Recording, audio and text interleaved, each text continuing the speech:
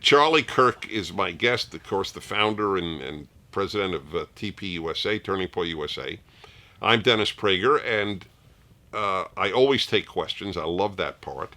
And I thought I would just talk to you for 15 minutes and then take 50, but we went over to 36 minutes. And we were just getting warmed up. I thought I was at the 20-minute mark.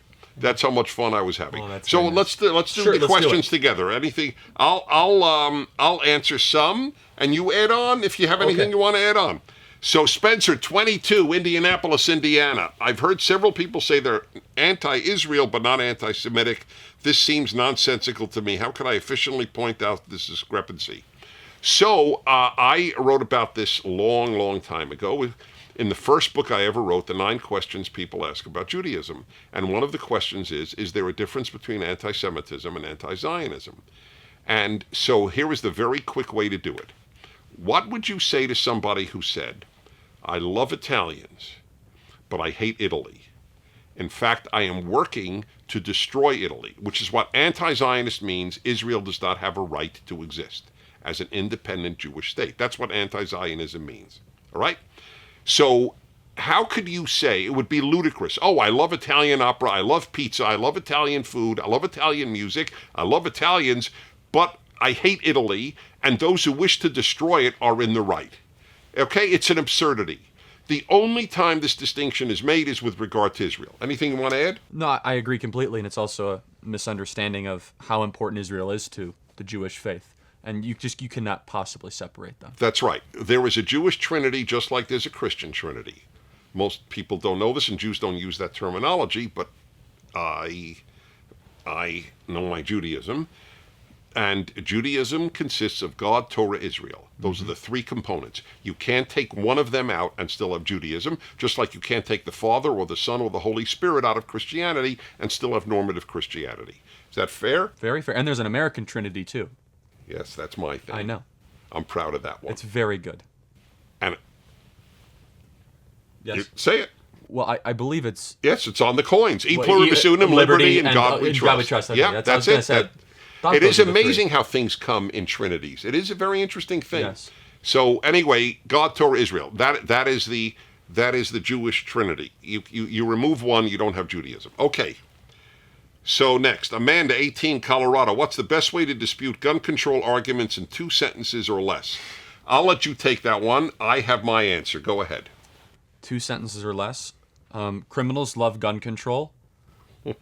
You're literal. You're really good. I was going to give more than 2 sentences. So criminals love gun control. Gun-free zones are dangerous. How about that? That is excellent. That is excellent. That was very literal. Here. Right? So maybe I could make this, yes, it was literal. So here's what I was going to say, and maybe I could fit it in under 2 sentences. It'll be a long sentence. With a semicolon? Yes, with a semicolon and a colon. And a dash. And an M dash, exactly. So if there were 2 schools, one said gun-free zone, one said many of the adults here carry weapons, where would a shooter go? That's it. That's my argument. Okay. That's terrific. Okay. Cooper, 16, in Higginsville, Missouri. Hi, Cooper. Do you think the reason America is so polarized is the lack of shared morals? If so, how can we fix that? Here are 2 fixers. Totally. It's an appropriate question for us. Without a doubt. I mean, and I think we're polarized because of the secularization of America, without a doubt. And well, although there are secular conservatives who have some of our, but they don't realize it's not going to work. I make this point. Of course, but where do the values come from? Yes, too? Of course. I mean, even in the Declaration of Independence, the inalienable rights come from the Creator. No Creator, no inalienable rights. It's so obvious. But anyway, yes, we're polarized because, of course, it's all a values issue. And I asked, what is Barone's first name? Michael Barone. I asked him on my show Very today. Very smart guy. Very smart. That's why I have him on. I love the guy. And he's like a dean of American political observers. So I asked him, have we ever been, since the Civil War, have we ever been as divided as we are today? And he thought we had, which made me feel good in a certain sense, because I don't want to think it's uniquely awful since slavery. But I I didn't fully agree with his answer. I think this is the most divided we've ever been. The Gulf. Listen, the New York Times in November, 2 weeks after Donald Trump was elected, the New York Times had a front page piece on the number of people not going for Thanksgiving or Christmas to their friends or relatives because they found out they voted for Donald Trump. That I think is unprecedented. The only other time I'd point to is the Vietnam civil rights era. That was a very...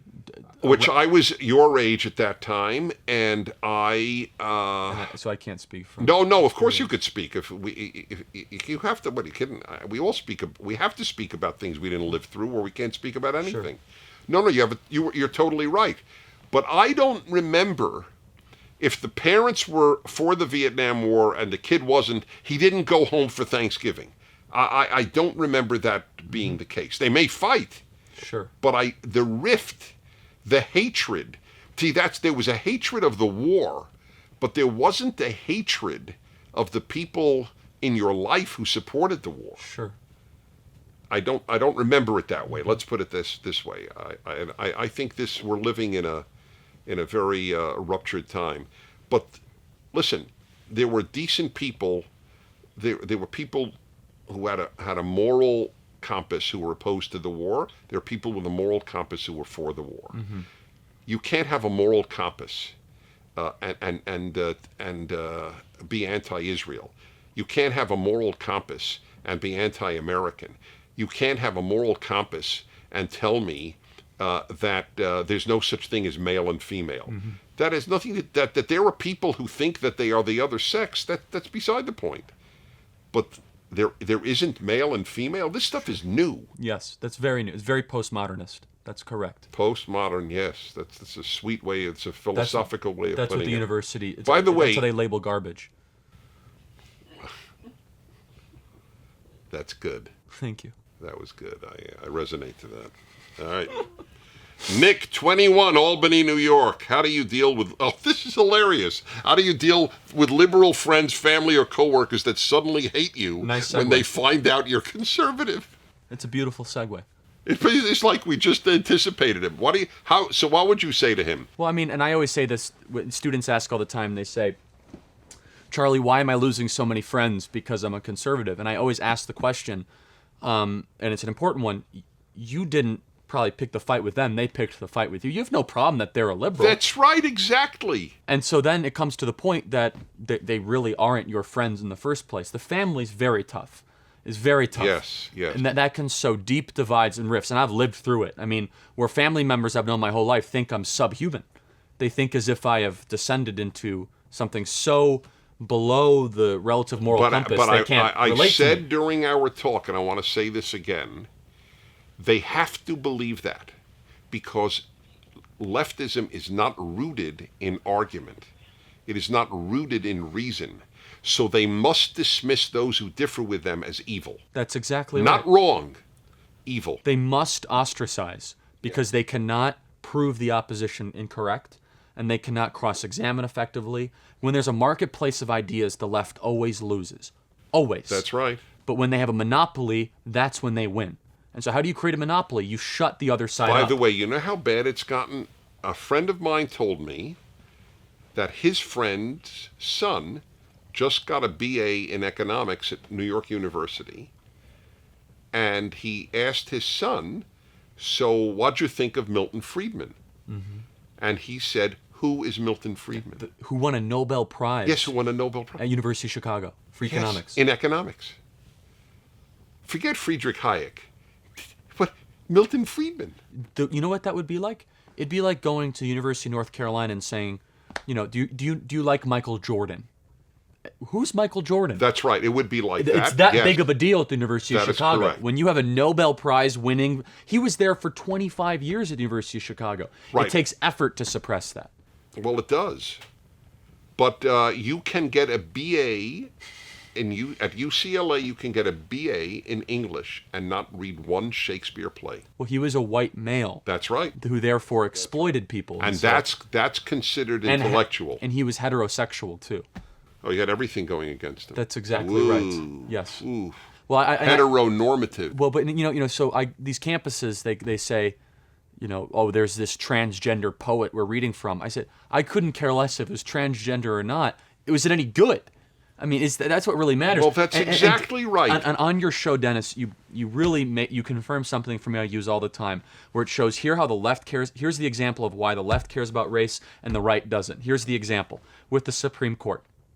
I love this. Is one of the greatest Dennis Prager analogies. I use it all the time. Yeah. Would a conservative take someone with a voting record like Clarence Thomas? Would you take 9 lesbians on the Supreme Court, black lesbians on the Supreme Court if they all voted like Clarence Thomas? Right. We would say yes in a heartbeat. Or white Christian liberals. Yes, right. But would the left take that? Right. No. Right. It's the greatest example. We don't care about race. We care about ideas and values and character. Here is the amazing thing. This is why liberals are not. Liberalism and leftism are they're two totally different things. Yes, because the liberal said the idea matters, not the skin color. The left says skin color matters, not the idea. And you see this. A great example. Alexandria Ocasio-Cortez went nuts on Twitter the other day for saying to CBS, "You don't have a black reporter in your traveling pool for 2020." How about a good reporter? You don't have an honest one. It doesn't matter if they're all white, if they're all black, if they're all. How about an honest person? For her, she's a byproduct of the university. For her, the skin color means a lot more than the honesty. What if I said? Or the integrity. What if I said? She comes from New York, right? So and she went to Boston. She went to Boston. What if I said, the Knicks, they don't seem to have a single Jew on the team? Think about that. You shouldn't laugh, Charlie. Now that I think of it, it is disturbing. How many Asians? Just so you know how they respond to that. Just so you know, they say, "Well, you're trying to say black people aren't good at journalism." That's how they're trained to respond.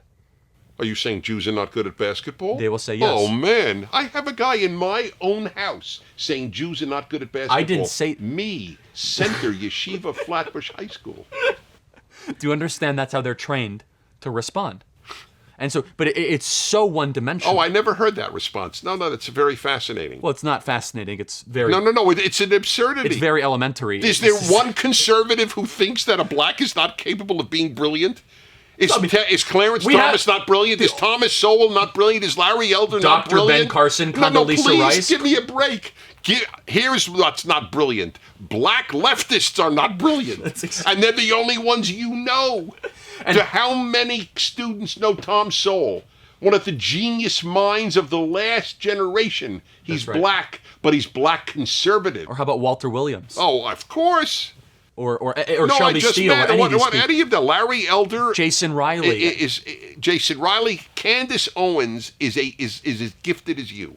She is special. She's a talent. She's a gift to the movement, and the left doesn't want to recognize her because the left believes you lose your blackness as soon as you become a conservative. Which is an amazing thing. Well, no, it's actually how do you lose it? It's quite a racist thing. No, of course it is. Yes. And that's why Clarence Thomas is not in the African American History Museum. Oh, is that amazing? It's to tell everybody. So the African American History Museum, which is actually a very nice museum. Yes, in Washington, D.C. It's located right near the National Mall. Yep. It put a lot of effort into it. Clarence Thomas is not in there, who, by the way, if I'm not mistaken, was the second African American ever to serve on the Supreme Court. Right. I could be wrong. I think Thurgood Marshall was first. And his decisions are brilliant. Well, but they're conservative, therefore they cannot be talked about. Right. And never forget what the left made him go through. What they made him go through was like Brett Kavanaugh. Almost worse in some ways. Almost worse. Because the Kavanaugh thing was short. With Anita Hill, it went on for almost months. Right. And Joe Biden, Ted Kennedy, these supposed heroes of the civil rights movement, found that no problem at all for going after a black conservative. Meanwhile, if we go after a black liberal, it's racist. That's correct. Every attack, on Barack Obama was called racist. That's right. That's exactly right. So it insulated him. Right, and so they're going to try to go back to that playbook into the next election. Right. Because identity politics is so corrosive to a free society. It really is. That's correct. Where are you speaking next? You have colleges lined up? Yeah, we have a whole college tour coming up. Yeah, good. And look, By the way, I love the stuff you arrange. I love talking at college campuses. Well, we're going to be doing more of it. Yeah, it's... There you is know what optimism. I did at Berkeley, by the way? You just had all the people come up on stage. Well, yeah, no, I debated 2 left-wing students instead of giving a speech. People should watch that. It's because very good. It was just to elucidate differences and prevent protests. Well, right, but it was because I wanted to be heard. It was extremely illustrative of how shallow the left is in their arguments. Look, and they were nice kids. I just want to make it clear. I have nothing against them. They were nice. They were respectful. Well, and here's one thing I know you're on too, because I listened to your show, is that we really should start a national campaign for 2 big things. I did my 2 PragerU videos. Number 1, not everybody needs to go to college, and if you are going to college, please take a gap year. Just please do that. Get in the real world. I have been advocating that my whole life. It's so important. Why go right from high school to college? You're probably going to live to 100. So whether you graduate college at 21 or 22 or 22 or 23 doesn't matter. And you'll do a lot more for your character development. For everything, to learn the world. You're a kid at 18 out of high school. That's exactly right. Why would you want to spend your whole life in school? Well, it's such an broadening experience. And the university turns you into an infant. It does the reverse. Right. It does the reverse of actually the maturation difference process. Between college and kindergarten is the age of the student. That's exactly right. That's the way Well, I put it. in kindergarten, though, there's an expectation that you're more mature at the end of the process than at the beginning. That's true. In college, it's the exact opposite. Yes, that is correct. They exit less mature than when they begin. The second thing, Dennis, and we're going to do a joint partnership on this, is getting people, conservatives, to never give another dime to their alma mater. You have a moral obligation to divest your dollars from universities. I have said on the radio, knowing that it's out there and will get quoted, it is better for America if you flush that money down the toilet than give it to a college. Well, at least it's not doing harm. That's right. By the way, there were some, I know, like Hillsdale and some Christian colleges. Very few. It's the minority of the minority. Yes, but I'm talking about 99% of the cases. Yes. Well, this was fun. This was the This extracurricular was overtime. Q&A period. So again, from my home, I'm Dennis Prager. This is Charlie Kirk. We'll surely do it again. Thanks for watching. Thank you for watching. If you'd like to keep these Fireside Chats free, please do by donating to PragerU.